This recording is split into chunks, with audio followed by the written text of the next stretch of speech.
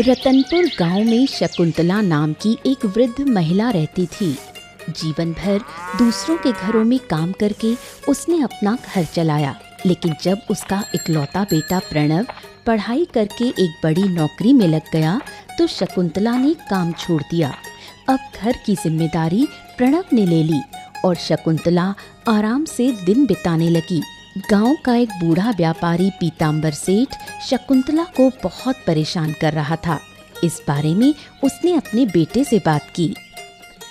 समझ रहा है प्रणव, वो पीताम्बर सेठ दिन ब दिन मेरी जिंदगी मुश्किल बना रहा है।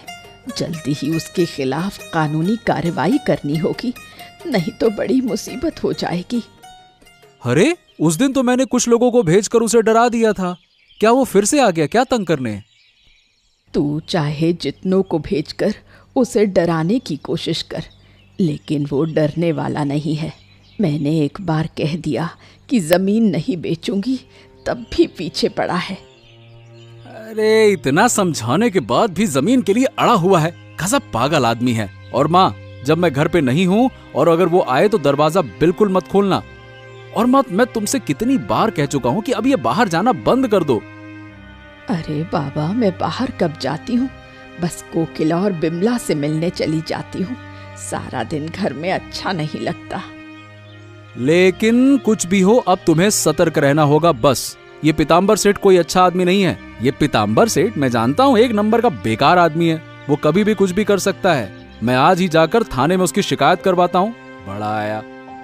प्रणव अपनी माँ से बहुत प्यार करता था और हमेशा उसके अच्छे बुरे का ख्याल रखता था। पीताम्बर को लेकर उसे डर था, इसलिए वो थाने जाकर उसके खिलाफ शिकायत करता है। उसी गांव में शकुंतला की दो प्रिय सहेलियां थीं, कोकिला और बिमला। ये तीनों सुख दुख में एक दूसरे का साथ देती थीं।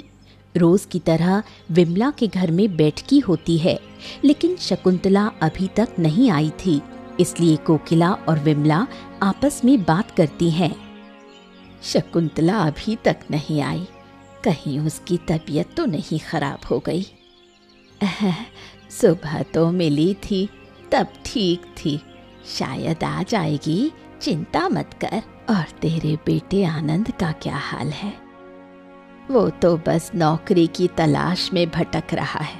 हमने कितनी मेहनत से पढ़ाया, लेकिन कुछ बन ही नहीं रहा। उधर देख हमारे प्रणव को, कितनी बड़ी नौकरी कर रहा है। काश मेरा बेटा भी कुछ बन जाता। मन छोटा मत कर, आनंद तो कोशिश कर रहा है, एक दिन उसका भी होगा। मेरी बात छोड़, मेरा बेटा मुरली न पढ़ाई में रहा न काम में, बस दिन भर घूमता है या सोता है। हाँ, मुरली तो अभी तक बच्चा ही बना हुआ है, पर तू चिंता मत कर, सब ठीक हो जाएगा। दोनों बातें करती रहीं और शकुंतला का इंतजार करती रहीं, लेकिन वो नहीं आई। बाद में कोकिला भी घर लौट गई। जैसे तीनों महिलाएं गहरी मित्र थीं, वैसे ही उनके बेटे प्रणव, आनंद और मुरली भी अच्छे दोस्त थे। वो साथ घूमते, बातें करते और एक दूसरे की मदद करते।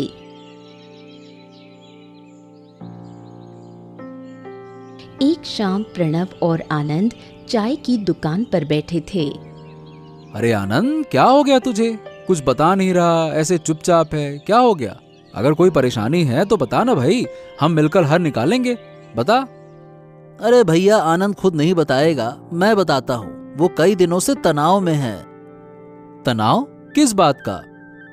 क्या कहूँ यार, 3 महीने से नौकरी ढूंढ रहा हूँ, लेकिन कोई नौकरी दे ही नहीं रहा। सब कहते हैं कि अनुभव नहीं है, अनुभव नहीं है। अरे लेकिन अनुभव पाने के लिए नौकरी मिलनी भी तो चाहिए ना। घर बैठे क्या अनुभव होगा? अरे 3 महीने से तू नौकरी ढूंढ रहा है तो मुझे क्यों नहीं बताया? और मुरली, तू भी जानता था फिर भी नहीं बताया। कैसे हो तुम लोग यार? मैंने कई बार कहा था, लेकिन आनंद ने मना कर दिया। कहता था तू पहले से ही अपनी नौकरी में व्यस्त है। अरे आनंद भाई, तेरी समस्या हमारी भी समस्या है। अच्छा सुन, कल सारे कागज लेकर मेरे साथ चल, मैं तेरी नौकरी का इंतजाम कर दूंगा, ठीक है? क्या सच में तू कर पाएगा? अरे हाँ बिल्कुल। अरे तू पहले बताता तो इतनी परेशानी ही नहीं होती, पहले ही मैं कर देता। प्रणव की मदद से आनंद को उसी दफ्तर में एक अच्छी नौकरी मिल जाती है। कृतज्ञ कोकिला बहुत खुश होती है।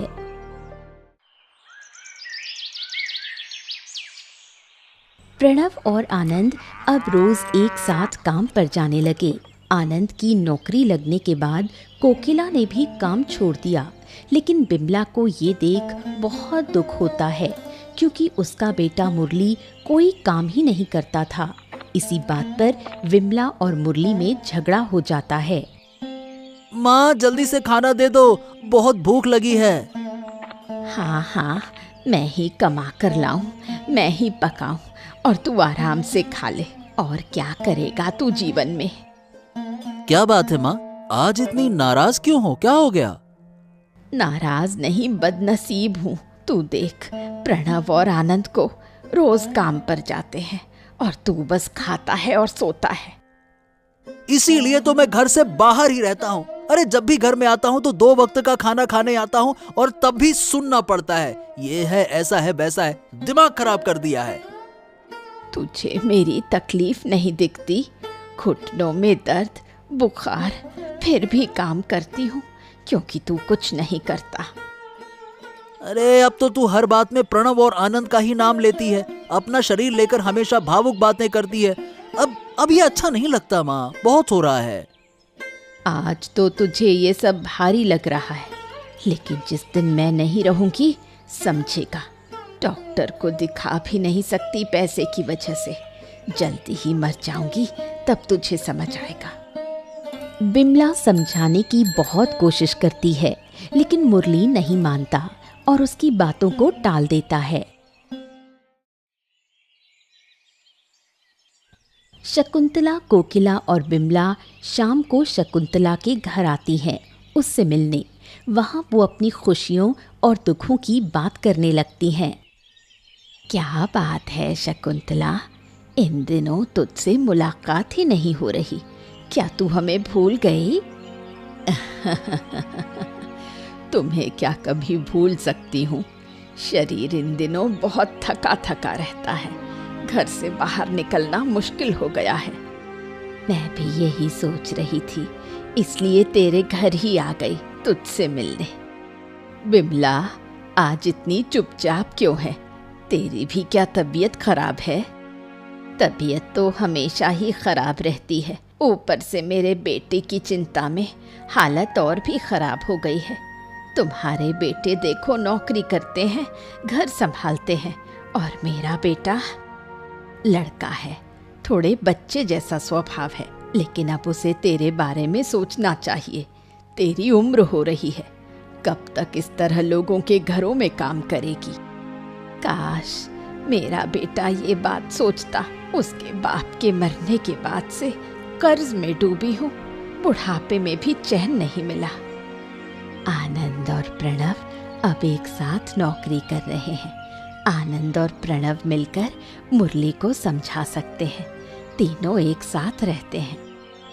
चिंता मत कर, मैं प्रणव से कहूंगी कि वो मुरली को समझाए। मुझे यकीन है कि अगर प्रणव कोशिश करे तो मुरली को नौकरी के लिए राजी कर ही लेगा।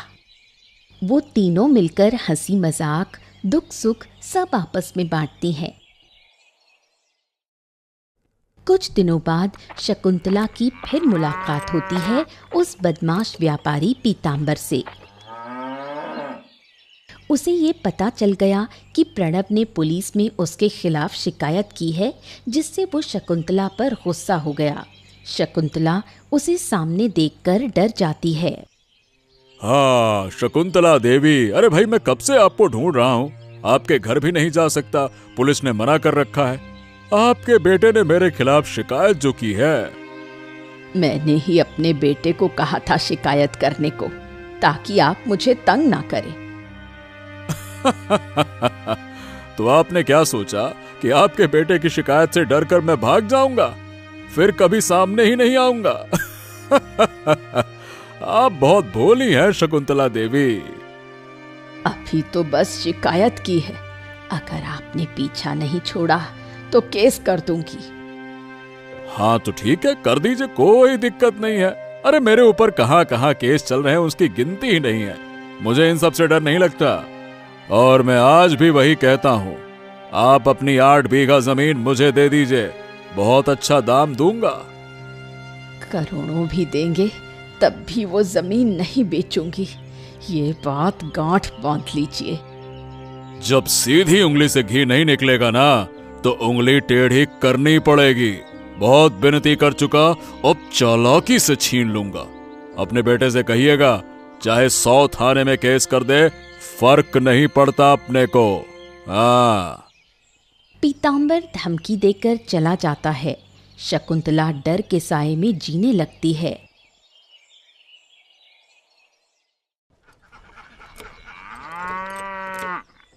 एक शाम शकुंतला पीतांबर की बात विमला को बता देती है और अपनी शादी के विषय में भी।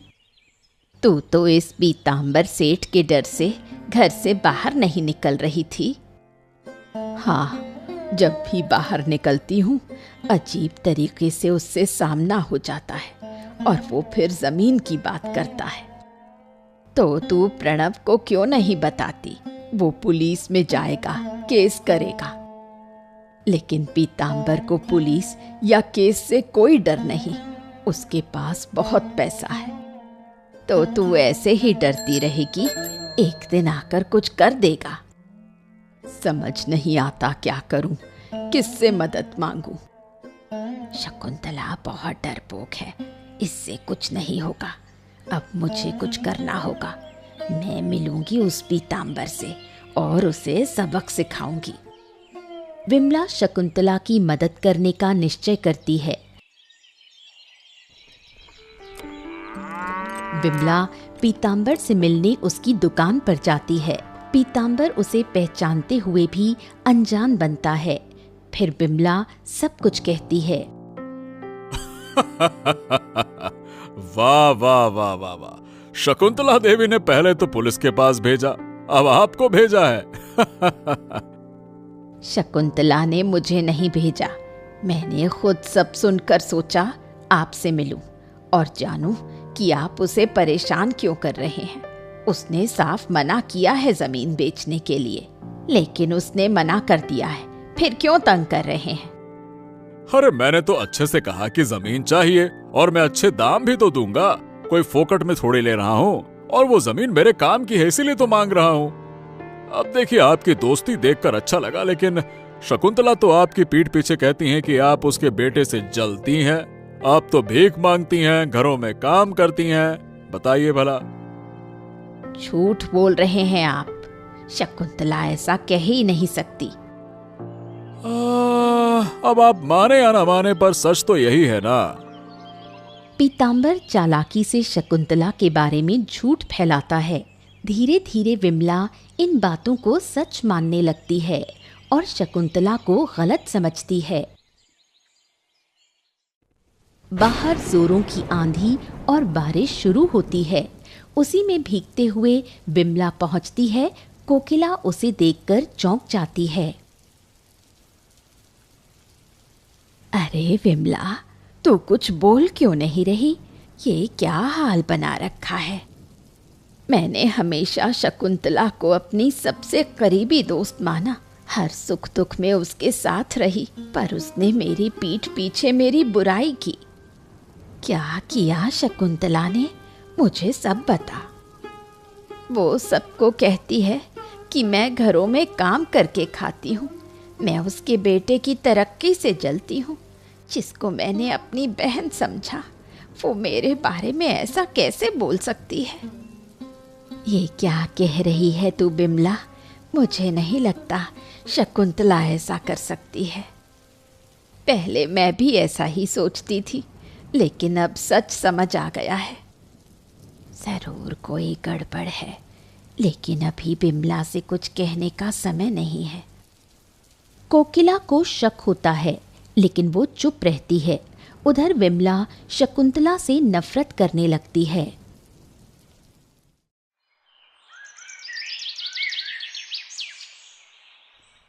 कोकिला सारी बात आनंद को बताती है। आनंद सुनकर हैरान हो जाता है। जरूर कोई बड़ी गलती हो रही है। अरे 45 साल की दोस्ती में शकुंतला मौसी कभी ऐसा नहीं कर सकती। मैंने भी यही समझाने की कोशिश की, लेकिन पीताम्बर ने बिमला के दिमाग में जहर भर दिया है। पीताम्बर? अरे वो तो बहुत ही नीच इंसान है। वो जमीन नहीं पा सका, इसलिए अब ये ऐसी चालें चल रहा है। मैंने बहुत समझाया, लेकिन बिमला उसी पर भरोसा कर रही है। क्या विमला मौसी पागल हो गई है? अरे 45 साल की दोस्ती भूल गई क्या? मुझे शकुंतला पर पूरा भरोसा है, लेकिन अब इस जहर को कैसे दूर करें? ओहो, ठीक है, मैं प्रणव और मुरली से बात करूंगा। मिलकर पीताम्बर को सबक सिखाएंगे और विमला मौसी को सच्चाई दिखाएंगे। आनंद पीताम्बर की बात समझ जाता है। वो प्रणव और मुरली के साथ मिलकर योजना बनाता है ताकि शकुंतला और विमला को फिर से मिलाया जा सके।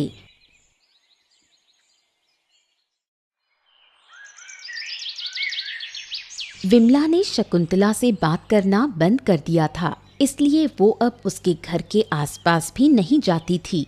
वो बस कोकिला के घर जाया करती। उधर शकुंतला बिमला को न देखकर चिंतित हो गई और कोकिला के घर गई। वहाँ बिमला और कोकिला पहले से ही मौजूद थीं। शकुंतला को देखते ही बिमला बहुत गुस्सा हो गई। कोकिला, बहुत देर हो चुकी है, अब मुझे जाना चाहिए। मैं निकल रही हूँ। क्यों री बिमला, आज 1 हफ्ते बाद तुमसे और कोकिला से मुलाकात हुई है। मैंने सोचा था बैठकर गपशप करेंगे, और तू मुझे देखते ही जा रही है। मैं तुझसे बात नहीं कर रही हूँ, मैं कोकिला से बात कर रही हूँ। इसलिए कृपया बीच में बोल मत। मुझे तुझसे कोई बात नहीं करनी है। तू इस तरह बातें क्यों कर रही है बिमला? मुझे क्यों लग रहा है कि तू मुझसे नाराज है। नाराज? मैं तुझसे क्यों नाराज हूँ? मैं सिर्फ उनसे ही नाराज होती हूँ जिन्हें अपना मानती हूँ, और तू वो अधिकार खो चुकी है। मुझे तुझसे नफरत है। तुझे क्या हो गया विमला?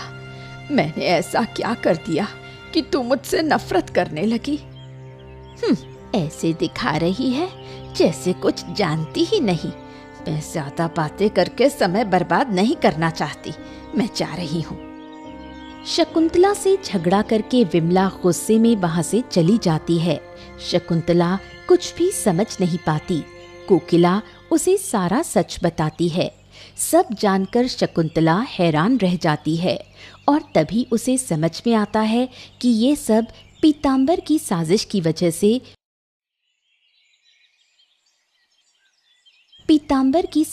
वजह से बिमला और शकुंतला की दोस्ती टूट जाती है, जिससे शकुंतला बहुत दुखी होती है।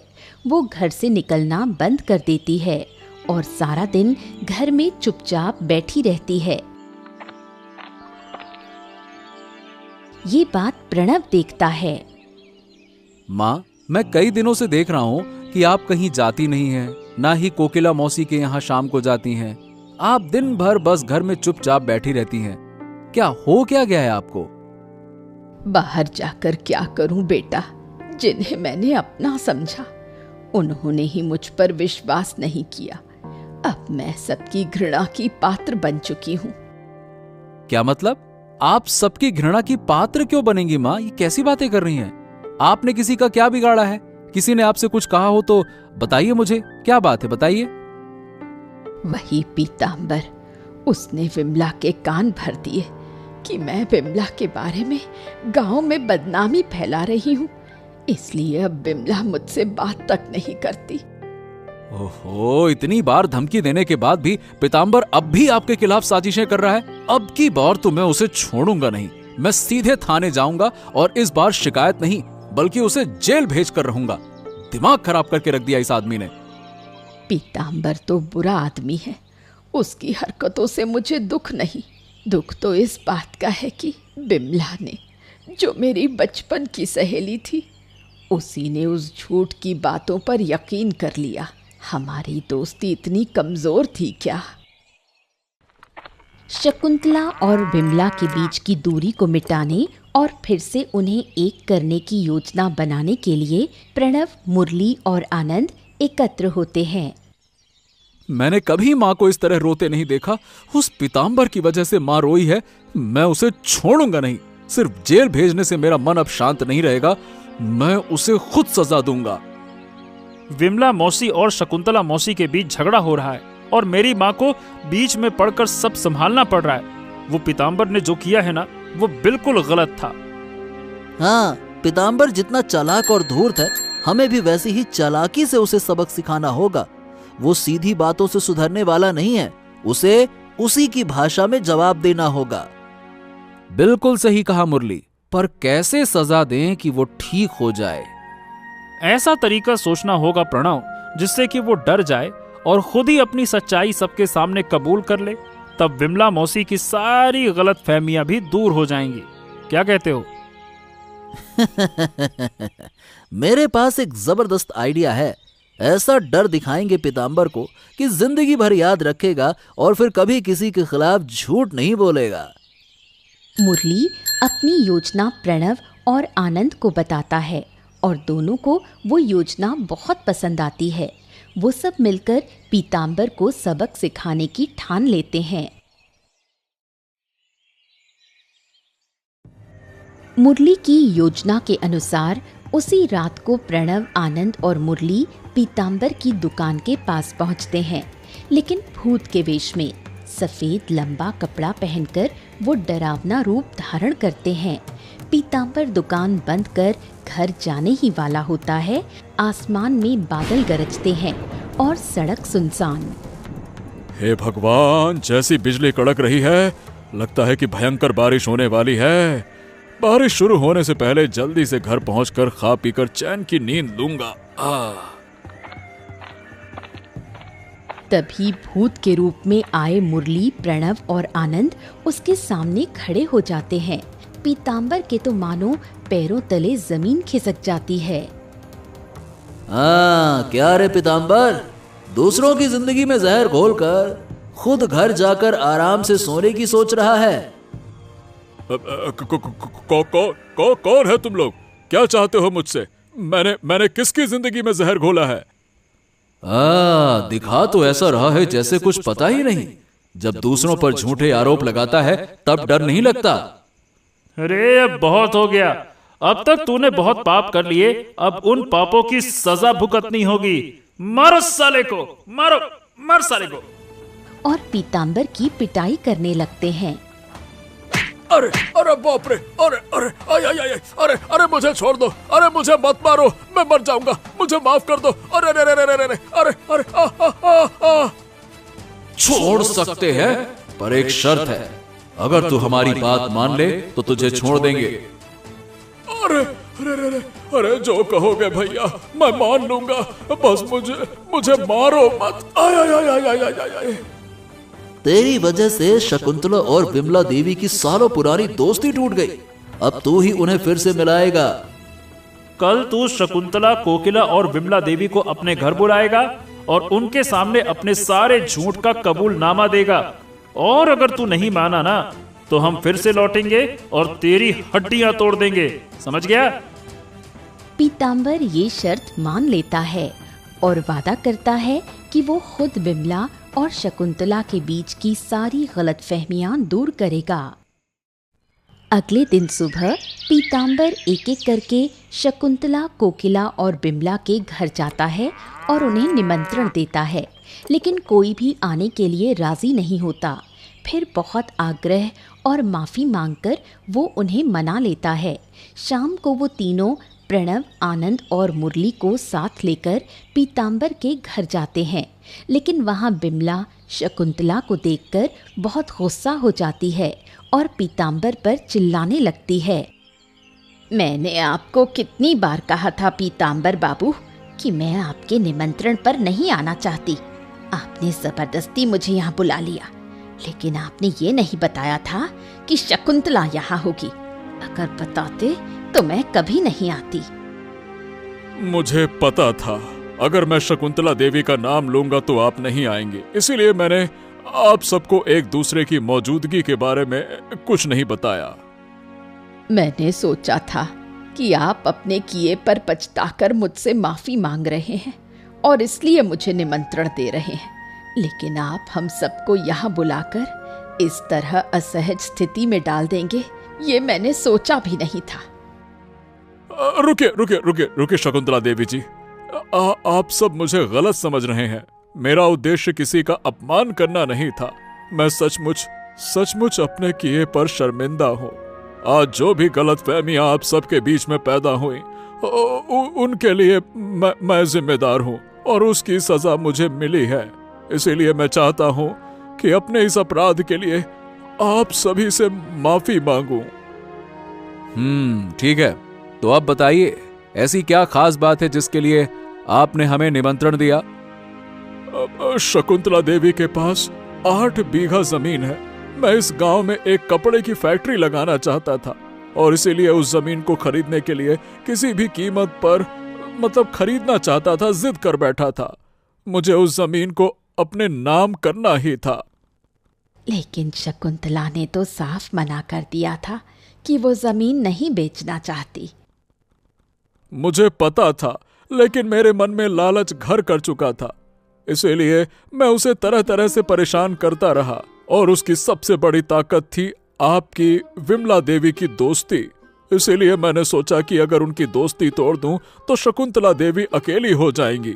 मैंने विमला देवी के मन में शकुंतला के खिलाफ झूठे आरोप लगाकर नफरत भर दी। देखिए, मुझे माफ कर दीजिए। पीतांबर रोने लगता है। उधर बिमला अपनी गलती समझकर शर्मिंदा हो जाती है। शकुंतला, मुझे माफ कर दे। मैंने इस झूठे आदमी की बातों में आकर तुझ पर भरोसा नहीं किया। इसमें गलती सिर्फ पीतांबर की नहीं बिमला, हमारे बीच भी विश्वास की कमी थी। हमारी दोस्ती कमजोर थी, तभी पीतांबर उसे तोड़ पाया। बिमला अपनी गलती मान लेती है और कसम खाती है कि अब कभी किसी की बातों में आकर अपनी दोस्ती पर शक नहीं करेगी। वो सभी फिर से एकजुट होकर मिलकर रहने का वादा करते हैं। प्रणव, आनंद और मुरली मिलकर पीतांबर की आंखें खोल देते हैं। तभी आसमान में बादल गरजते हैं और जोरदार बारिश शुरू हो जाती है और सभी के बीच एक नई दोस्ती की शुरुआत होती है। बरसात की तेज बारिश सभी के दिलों की धूल धो देती है।